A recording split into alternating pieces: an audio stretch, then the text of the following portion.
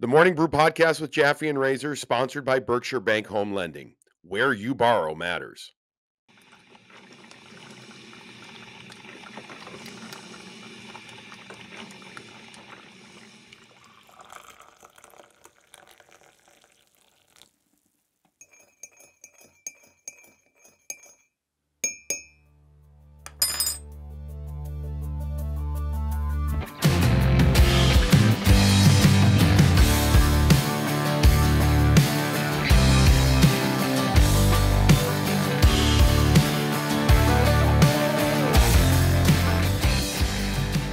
Well, partner, we always say that first game back after a long road trip is a tough one. There's both things on and off the ice, I guess, to keep you occupied when you come home. And, it's cliche because it's true, but the Bruins didn't show any of that lethargy, if that's a term, sluggishness when they got back. They looked great against the LA Kings as they lose in overtime, and we'll go through the disappointing end, but they lose in overtime to the LA Kings 3-2. So we welcome you into a Morning Brew with Jaffe and Razor, late Monday night style. Razor, that was a fun game against the LA Kings. A really fun, physical hockey game.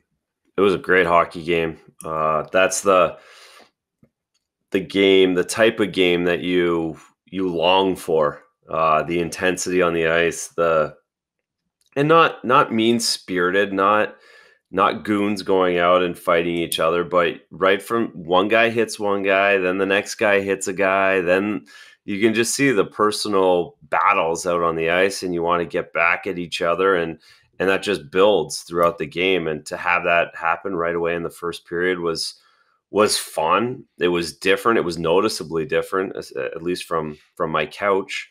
Mm-hmm. And it was definitely the LA Kings game that we expected to see last Monday night at 10:30 when we were sitting in the studio together, not the 7-0 beatdown.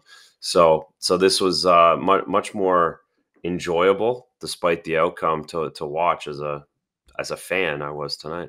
Yeah, that game in LA, Jonathan Quick wasn't good. Flat out wasn't good. Yeah. Put his team back on their heels, literally and figuratively. And I think that was really the demise of the game, and they just couldn't get out of that after that. And the Bruins, by the way, took advantage of it. They did. They were great. I talked to people in LA, coaches, and they're like, Bruins were good. But in this game, Cal Peterson was really good. Linus Ullmark, really good. And everything had purpose. That's what I think. To your point about the hits, the passes, the defensive play, everything had purpose. And this is something that we've seen now.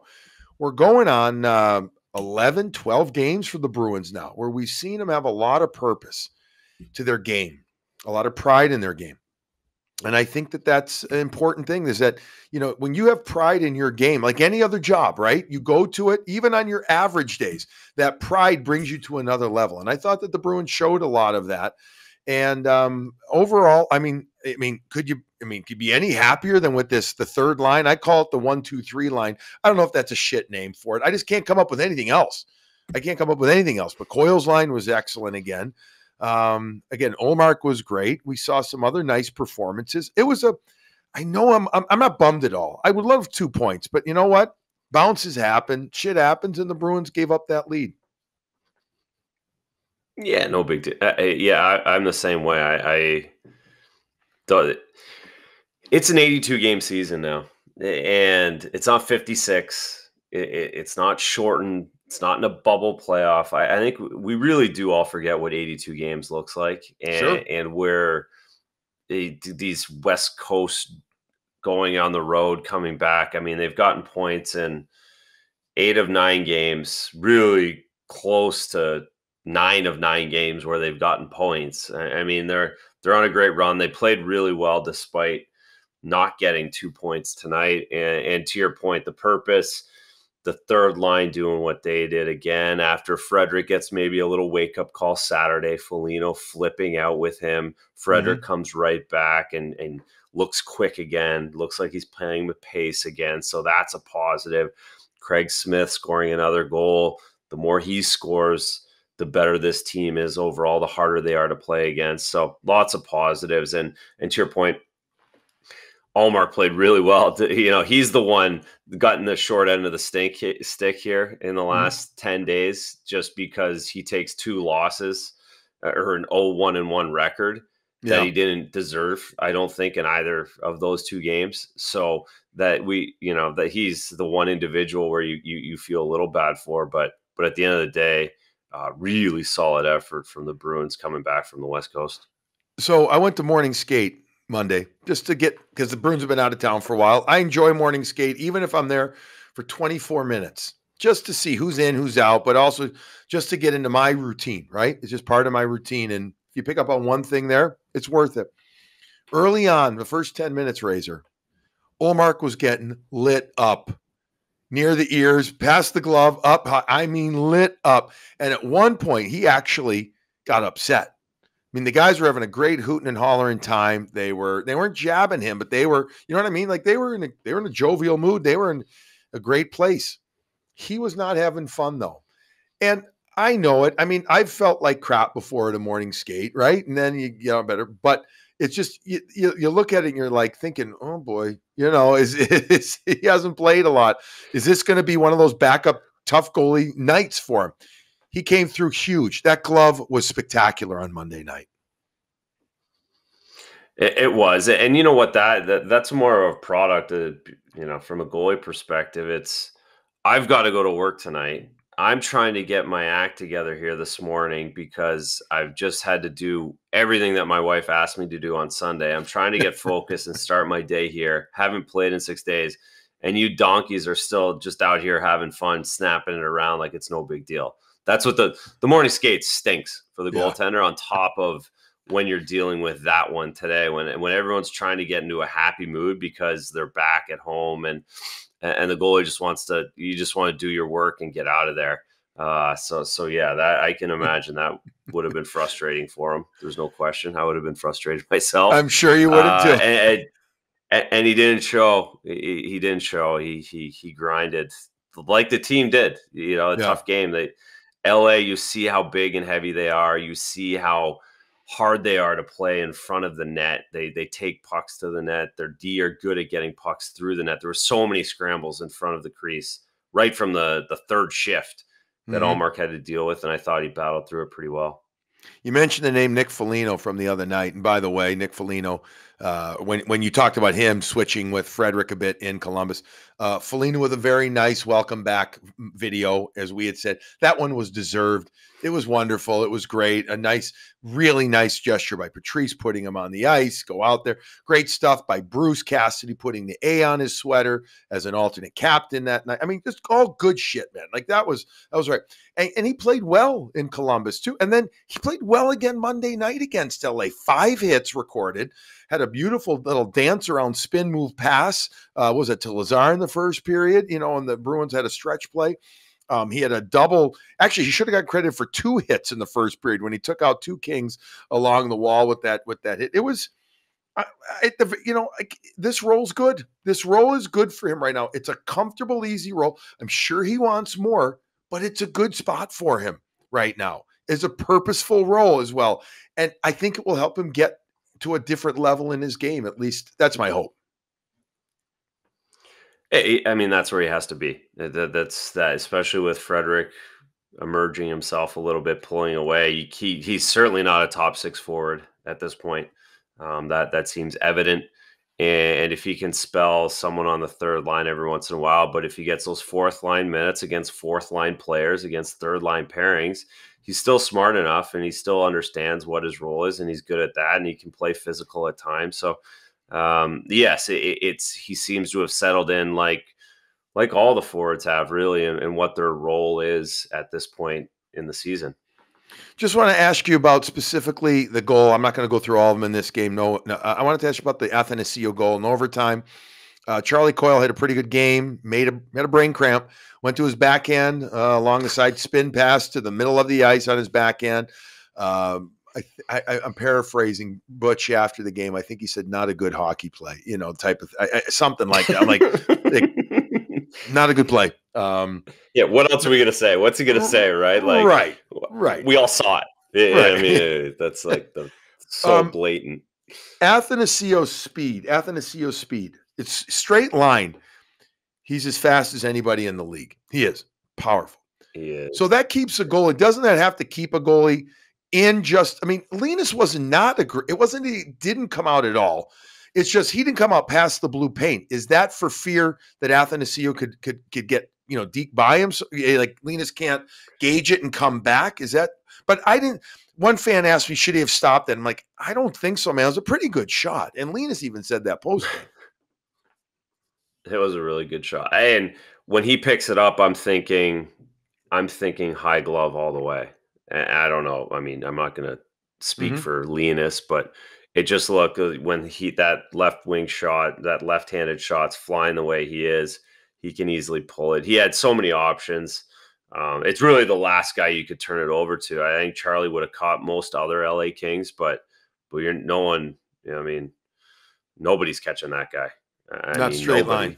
No. No, he's as fast as anyone. And he can shoot the puck too. And when they're going that fast, so no, I'm not putting that on Linus in any way whatsoever. You're at a point. You're a little bit at his mercy. If he makes a shot the way he does, if he puts it perfect short side, yeah, you tip the cap and move on to the next one.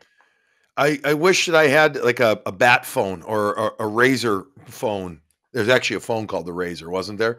But a Razor phone to call you right when Linus made that glove save coming from his blocker, his right to his left.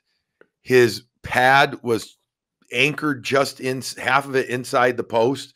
So he was it looked like he sealed it off. The glove was in a perfect spot. It wasn't one of those that just hit the glove. Like, you know what I mean? Like the guy didn't shoot it into the glove. He's positioned his glove beautifully. But that's the only technical shit that I can do. I want you to break down the Ullmark glove save. Actually, there was two good ones. The one that went off his heel of his glove too, but in particular, the one that he caught, it was gorgeous in the second period. Well, and the one he caught, it's you watch him track the puck off the three tips, and again the bodies in front of the net that were all night that he had to deal with. He's watching. He tracked the puck really well all night long, Mm-hmm. and watched it all the way through the tips, and then he gets his head to the left, and he's in a position to push, but he's got his eyes on the puck the whole way, so he's watching that all the way into his glove as he comes across and fills space with his glove. So it wasn't, to your point, he wasn't just throwing his glove up or glove over and it went in. He's really playing that all the way over.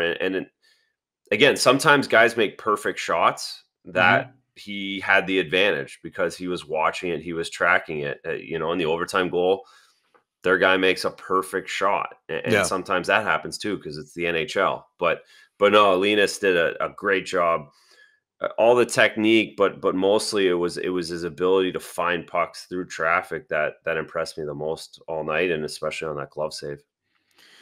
Bruins shockingly get dominated in the faceoff circle in this game, and that came back to haunt them. It did. It was, I mean, and Patrice was an ungodlike or not unpatrice like 10 wins, 14 losses. He's been beaten a little bit last couple of games. He finds a way to usually get to 50%, 51%. But Anze Kopitar was a man on a mission in this game, and being the visiting team, that's extra impressive considering that he has to have stick down first. And it was good stuff by Kopitar. You really got to say good job, bud. But that led, it was Danault who beat Patrice cleanly.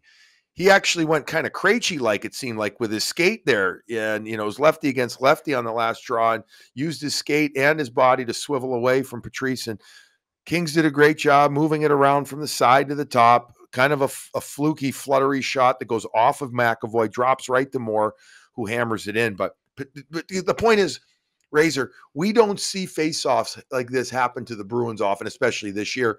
You got the best in the league in Patrice and one of the overall best teams in the league in the Bruins. And again, another reason not to be too rattled about tonight, because we know that's not going to happen. It's been long enough through the season that he's not going to. But the other point is, and we talk about it all the time on this show, we talk it all the time on Ness, and how important faceoffs are. Mm-hmm. and why that 60% matters from Patrice Bergeron, and why it matters where he wins them and when he wins them, and the nuance of the game. And tonight's another example of that from the poor side of the ledger for the Bruins, that this is what happens when you don't win them. You end up giving up goals in the final minute. And I know we just saw a trend this week that Mm-hmm. doesn't feel great to everybody, and it's easy to lean on. I don't think it's something to be worried about. I think this is something that also happens in an 82 game season. I'm curious what you think about it, but these happen in long seasons, and I think we forget about it a little bit. It just seems that whether it's shorthanded goals that you give up, and you'll give up 4 of them in 3 weeks, and you're just like, wow, that came out of nowhere. And this has a similar feel, and losing faceoffs has a similar feel to that. I think at the end of the day, they'll be better at it, and they'll snap out of it. But it is something that creeps in, and might be creeping into the Bruins right now. And it's certainly a reason why they've given up these last 30-second goals. Yeah, they if you look at the last 2 games, Bergeron was at 50%. Nosek was at 71. He only took 7 draws, though. Coyle is regularly below 47%. That's an area of his game that definitely needs, but he's never been a 50+% guy. But you go against Columbus, and Corrali goes, I think it was 58, 59%. Man, he knows a lot of the techniques of the guys he's going against. And so that was a difference. And the kid Cole Sillinger, I remember, had a nice job against him. I do believe the faceoffs are one of those things. Sometimes you do get into a little rut. I am convinced, even though the Bruins have Monday off, Bergeron by Tuesday, I'm sorry, they have Tuesday off. By Wednesday, he'll be mentally back into it, and he'll look at it and say, what the hell did happen to me, in that game? And he'll be all right. Faceoffs also, certain guys just, you got to remember, with icings now, especially in the ozone, you got to pick your side that you want to go to. So guys in the ozone are going to their strong side all the time as well. So, and by the way, Bergeron's facing not only Kopitar in this game, he's facing Philippe Danault, who's a hell of a face-off guy. So I agree with you. It's not cyclical, but it comes and go. No question. Speaking of shorthanded, before we quickly talk about Fazenda, how about, you want to talk about a hot cup of coffee. Holy smokes, with Bergeron and Marchand on that PK. That was the old triple shot of espresso, and the crescendo of the crowd raiser. It was just rising, like you could feel it boiling. You could feel it percolating, waiting for a goal to happen. Unfortunately, it didn't. But that execution and exhibition of what PKing is all about. They said that they basically slapped LA in the face and said, haha, nanny, nanny, boo boo, like the old kids would do, right? Like, you guys aren't going to get the puck from us. It was great. It was great. Yeah, there's 2 points of that were great watching on TV. One was you figured for sure Marchand scoring on the 3rd turnover I think they created on the left side of the net, and he somehow bobbled it. And then the next was when Charlie McAvoy pinches down from the blue line all the way down to inside the hash marks at that point on a PK. I don't think I've ever seen that, but he's feeling it too. He can feel the crowd. He jumps in. I thought it was Bergeron, but it was the other 3-7. It was it was a clinic, and it's nice when that happens at home, especially in Boston, because they appreciate it. Mm-hmm. Or any of the hockey areas. You're glad that doesn't happen in Florida or Dallas, where no one really gets it. But for it to happen in Boston, that crowd just adds so much to it. And I'm sure it was like that in the building, where you just everybody's waiting. Oh. And then it doesn't take much too, right? The crowd gets to a point where all it takes is like a missed pass or a bobble by LA, and then everyone gets going a little bit more. It was phenomenal. And it was like, next thing you know, it was LA was like, they had 4 guys below the dots in their own zone of the middle of the circle. They're like chasing, like little kids chasing these 2 guys around, and then McAvoy getting involved. We were laughing, and we were, Barry and I on the edge of our seats. We're doing that. We're getting ready to explode in euphoria, but it didn't happen. But that was great. Bruins had some power play, not many chances. They didn't capitalize. They could have in the 3rd, perhaps, but let's not lament it too much. As you said, it's an 82 game season. And they lose in overtime, but overall, between an awesome trip, 5 of 6, come back, get a point. Now you get a day off on Tuesday, really get the legs rested, and then try to bust them out on Wednesday. And then you have a very winnable game on Thursday. Let's take a moment here, as we like to do this time in the show always, and just mention our friends at Fazenda. If I could get up, and I'm gonna real quick, if you can hear me, hold on a second. Razor. I'll keep talking just so no one leaves. Yeah, okay. Billy's shipping things again. He's got boxes. Well, no, I'm definitely not shipping things, but I have a box full of Fazenda that just came in, and my home office it's the most wonderful aromatic coffee house right now. I need to brew some of it. I need to get some of it to you guys as well, and I will. Our good friends at Fazenda sending us a bunch of ground and whole bean coffee, and you can find Fazenda, Boston Specialty Coffee Roaster, at Whole Foods. You can order directly at fazendacoffee.com. Use the code Morning Brew, one word, that code, and get 15% off on your order. And you can find them at Steel and Rye in Milton. And during the pandemic, I'm told at Steel and Rye, they added a cafe to the restaurant, and it's right off the Neponset Greenway. Check out Steel and Rye in Milton, serving some of the finest coffee around. And again, fazendacoffee.com. Use the code Morning Brew, get your discount and enjoy it. And it's like, I'm telling you, it's heaven. And if you like the smell of coffee, you'd love it in my office right now, bud. So good stuff. All right, listen, a couple of other things that I want to get to. Did you see that the play on Adrian Kempe on Charlie McAvoy before the fight with Forbert in Kempe? I didn't get a good enough look at it. I thought it was dirty. I thought his potential slew foot from behind. He grabbed him. He pulled him from behind up top. He absolutely did. I cannot tell. I'm not saying it was. I said potential. We didn't even have a good look, Razor, if he got his left leg behind him, a la PK Subban, I didn't mean it-ish stuff.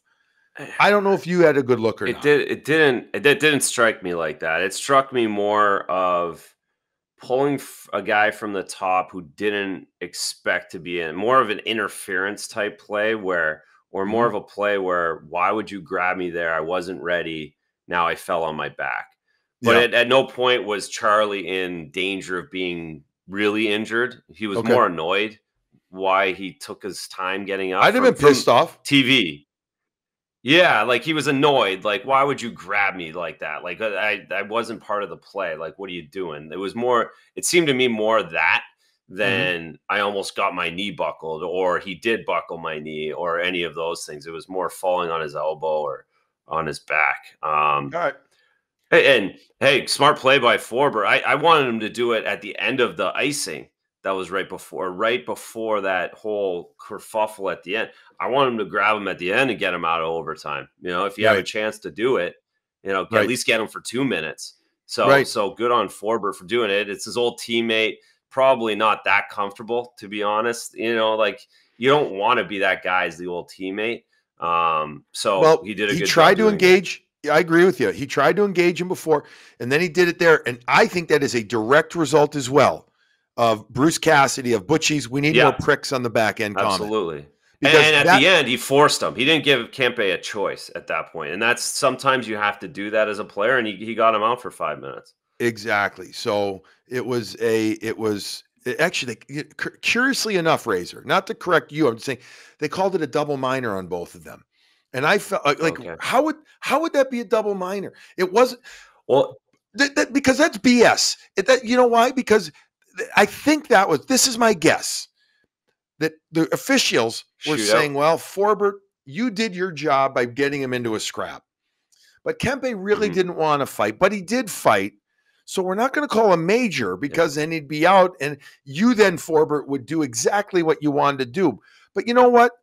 I really think that was too much thinking by the officials, and they should have just called him each 5 minutes for fighting. Just a little thing. No, that's funny.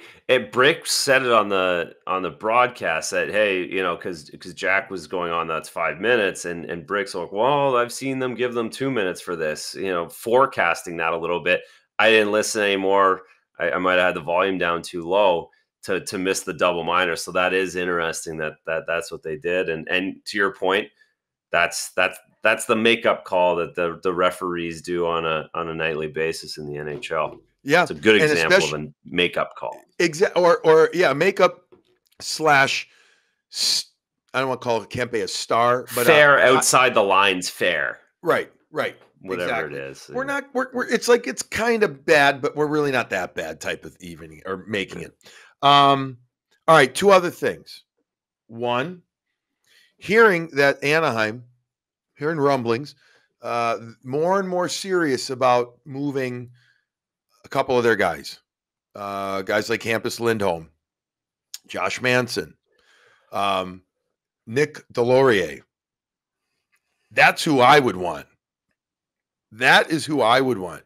Delorier. Can you get Nick Delorier and Lindholm in a package? Can that happen? Well, but the problem with that is they're both UFAs. I know.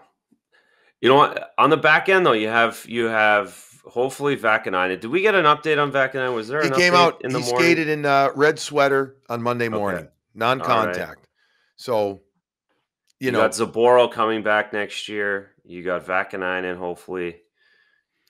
Yeah, but if you're talking Hampus Lindholm and Delorier, I mean, I think they're going to get more for Nick Delorier than they ever dreamed that they would because there's so little of him in the game now.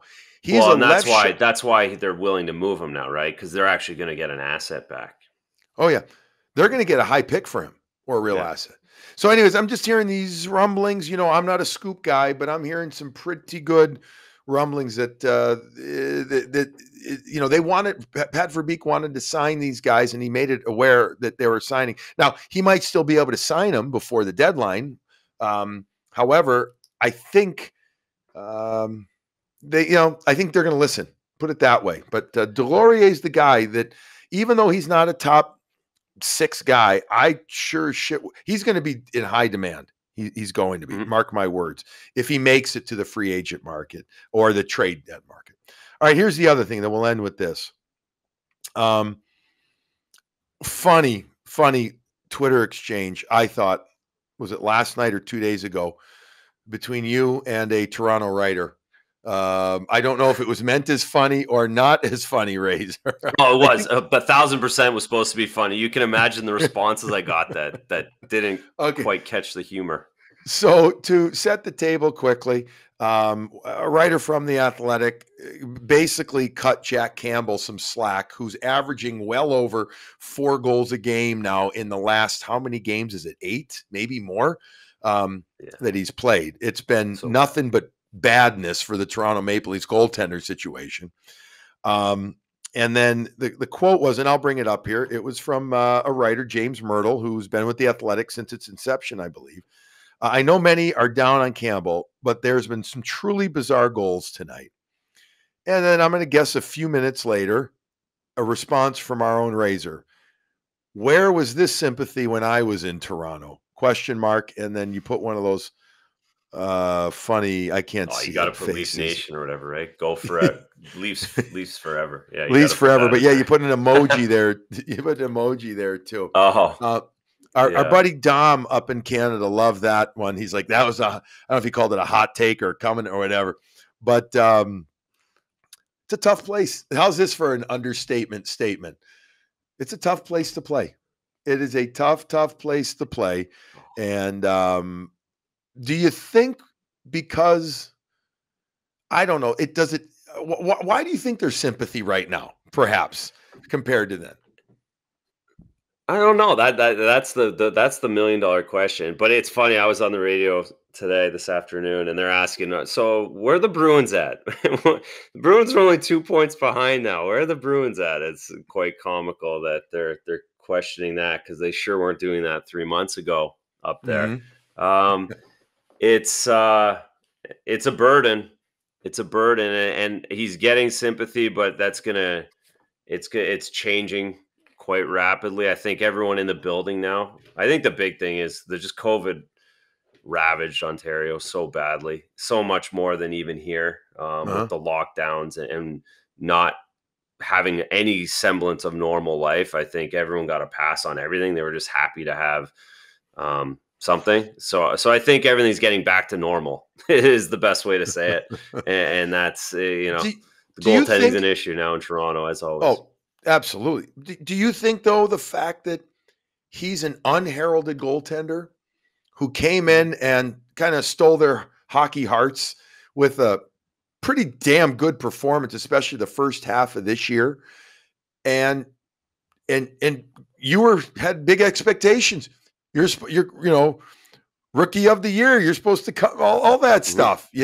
Like, do you think that there's some of that perhaps? And I'm not. I guess I am trying to stir the pot a little, but I'm really not. All kidding aside, but do you think that Yeah. there was some of that perhaps?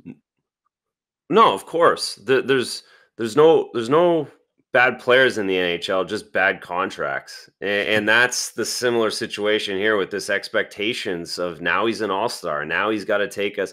Like, it is quite shocking. He blew a 3-1 lead in the playoffs, and I know Yeah. it wasn't on him, but most Toronto Maple Leaf goaltenders, if they lose a playoff series up 3-1, they get smoked. But because Right. of COVID and because of Zoom interviews, that wasn't possible.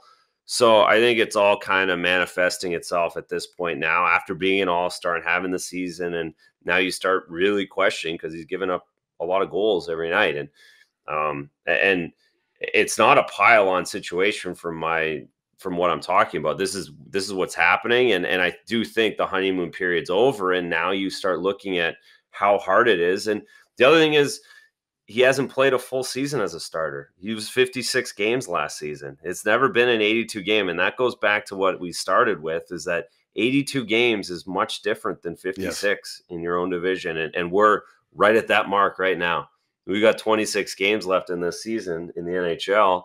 And there's still so much to play for and so much to learn about these teams. So nobody ever gave you any sympathy up there? Can you remember No, one no. sympathetic Well, moment?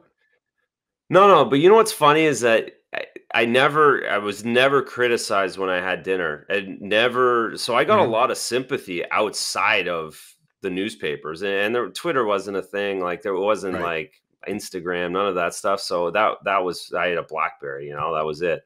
But outside of the media, I got lots of sympathy, which Mm. might not have Well, been necessary either. But certainly not from the Sunday columnists. I never got much love from them. no. And do you think some of that had to do with the fact that you were a big prospect and then became a regular in the NHL, and the expectations for you were much higher than what Jack Campbell had expectations placed on him? No question, and we always saw it. Throughout it was always the backup goalie in Toronto is always better than the starting goalie. The one who doesn't play is always better than the starter. It always was the case in most places in Canada, but especially Toronto. J.S. Aubin was always better than everybody. Ed Belfour, like, that's just kind of how it was easy to run with that story that got more people reading newspapers, I guess. Funny shit, funny stuff. But yeah, Yeah, everybody cut it's Razor some crazy. slack. Give him a And little again, they're sympathy. worried about the Bruins again. It's unbelievable. It really is The more unbelievable. things change, the more they remain the same. Yeah, All right. that's right. Classic stuff. All right, that's going to wrap up this morning brew with Jaffe and Razor, presented by Berkshire Bank. Thank you to them for presenting this show, and thank you to Fazenda Coffee. Go to fazendacoffee.com and check out all the great blends, coffee, everything that they've got there, and we appreciate their support of the show. Razor, what's today? Geez, well, we're doing this on Monday night. This is coming out Tuesday. Bruins next play on Thursday. And for the love of me, I cannot remember if we're doing a show after Thursday or Saturday. I'm guessing it's Thursday, but we'll update you when the Yeah, I next think one we're is. Thursday. Yeah, you're working, right? Thursday, Chicago, or no? Yeah. Okay. Chicago. Blackhawks come to I'm town. excited. I love the It's been sweaters too on the long for ice. to have the Blackhawks in town. I know. I love seeing the colors between the Hawks and the Bruins. It truly brings me back to my childhood more than any other matchup there is. having grown up in Chicago, an absolutely diehard crazy Bruins fan, and the colors when I would go into Chicago Stadium, seeing my Bruins come into town once a year were just amazing, and the white and red of the Hawks and the black and gold of the Bruins. The stark contrasts are phenomenal. That is a childhood memory that I will never ever forget. I get excited every time I see them come into town as well. We'll have another morning brew for you this week at some point. Like I said, either Thursday or Saturday, but we'll remind you. Everybody have a wonderful couple of days. Try to enjoy what was a really fun game, albeit not a fun result, as the Bruins give up a late goal on Monday to the LA Kings. Then they lose in overtime. They still get a point. They're still doing well. And as Razor said, they're on the heels of the Toronto Maple Leafs yet again. And we have no sympathy for anybody in Toronto. Everybody enjoy your coffee.